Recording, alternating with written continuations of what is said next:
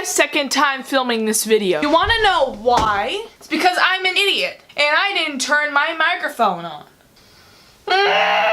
In conclusion, I'm filming it for a second time. You may be wondering, Katie, this isn't the usual spot you film. I am aware because my ring light decided to break. She decided to sister stop working. I don't have the best lighting in the place where I usually film. So I reverted to my closet where the sun shines through my window onto this wall. So that is what's happened. Finally getting from the longest intro ever. We're talking about embarrassing moments, which everything that's happened up to this moment is really perfect for this video. And I have them all written on my phone.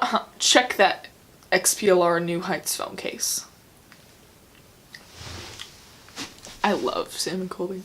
Let's start this video, shall we? Let's start off with the hurdle incident. When I was in 6th, 7th, and 8th grade, I did the sport track and field, which I know, looking at me, Katie, you did track and field? Yes, I did. So the hurdle incident started when I decided I was going to do hurdles in 6th grade. Well, me being me, I had never fallen on hurdles before, and boy oh boy, you can fall on hurdles. As my crush of the time was watching me, do not like you now, I ran, jumped, the hurdle fell, I fell with it, and I laid on the ground for 2 minutes. Why? Because I did not want to face the embarrassment of people laughing at me, so I laid on the ground and laughed to myself. This is why I didn't do hurdles in 8th grade, and I did high jump, and long jump, and 100-yard dash,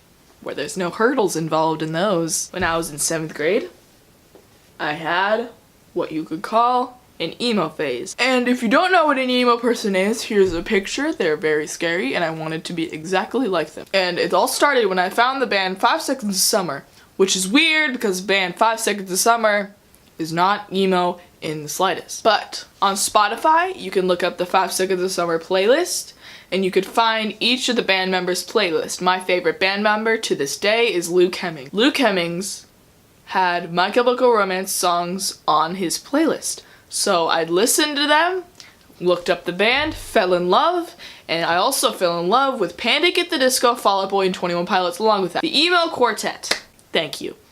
And that is when I started wearing black skinny jeans, band t-shirts, and beanies. I still wear those things, but not all together. I came out of my shell. I am no longer emo, but all my friends say I am. So this next embarrassing moment, it happened to me again in junior high. Junior high is just a long, awkward 3 years where everything happens to you and things change and your whole personality gets turned upside down, and then you eventually turn normal. So my friend, one of my best friends, who's still a friend with me today, I'm gonna call her Dino because she'll understand, and that's it. She'll understand that why her name is Dino. So Dino had told me that she might be going to the same high school as me, and I was very happy about this, and I decided I would give her a hug. But I am a very impulsive person. Not as impulsive as Jake Paul, but as impulsive as a squirrel.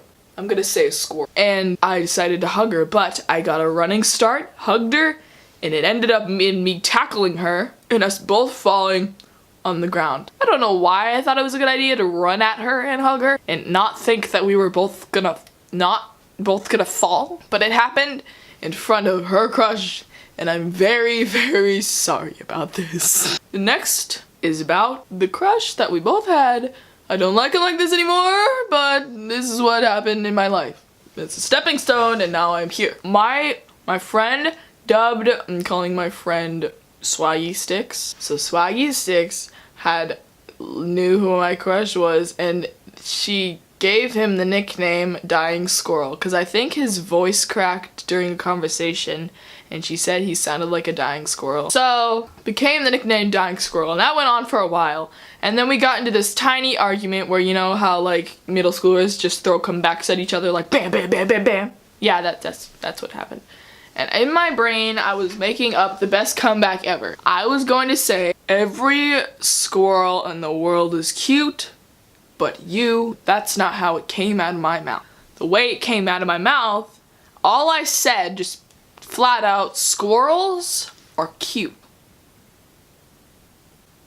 I don't know how that sentence came into that 2 words. The 3 words. And then turned into me actually just saying that this person was cute. And then that haunted me for the rest of my junior high years. And then my friend would bring it up to me and say, squirrels are cute. And then I would fall into embarrassment and want to run away. But I laugh at it now because it's actually really funny. Now, kid, this story by far is still the most embarrassing thing I have ever done. It happened freshman year. Not very proud of that. And I'm gonna start this one off with a story. I have never been in a relationship, never had anyone like me back, and I am very miserably, horribly awkward. And I'm an awkward person.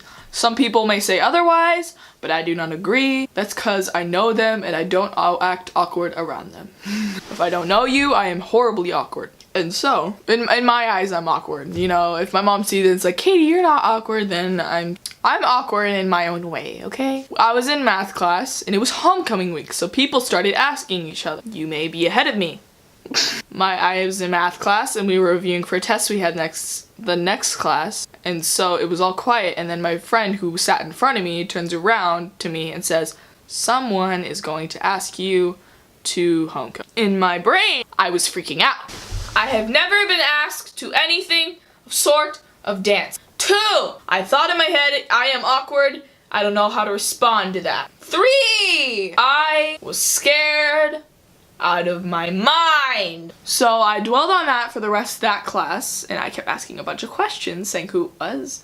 They did not tell me. So I went to my locker at break. I opened my locker and closed, turned around. Person was there who probably was gonna ask me. I know this now. He was gonna ask me. He asked me. In my brain, I said yes, but the action that came after. I did not know if I knew this person enough to hug them. So I didn't know if I was gonna make them uncomfortable if I hugged them. I decided that the best thing to do was to high-five them. I would never do that now because I'm smarter, but I actually high-fived a person that asked me to homecoming. I high-fived a person that asked me to homecoming.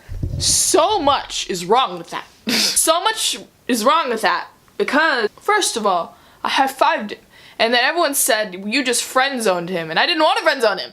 So I'm just like, I feel really bad. I'm sorry I high-fived. But it's fine now. You want to know why? Because he asked me to win a formal, and I actually hugged him, so I feel better. But that's still the most embarrassing thing that's ever happened to me in my entire life because I'm awkward. And it's, why am I the way I am? I'm glad you're here to suffer with me through my embarrassing moments once again. I mean, I've never talked to them like this, ever. But I'm glad you're here to endure this with me. Please subscribe. Tell your friends about this channel, because I need more subscribers. And leave a like, everything helps. Thank you for watching. Peace.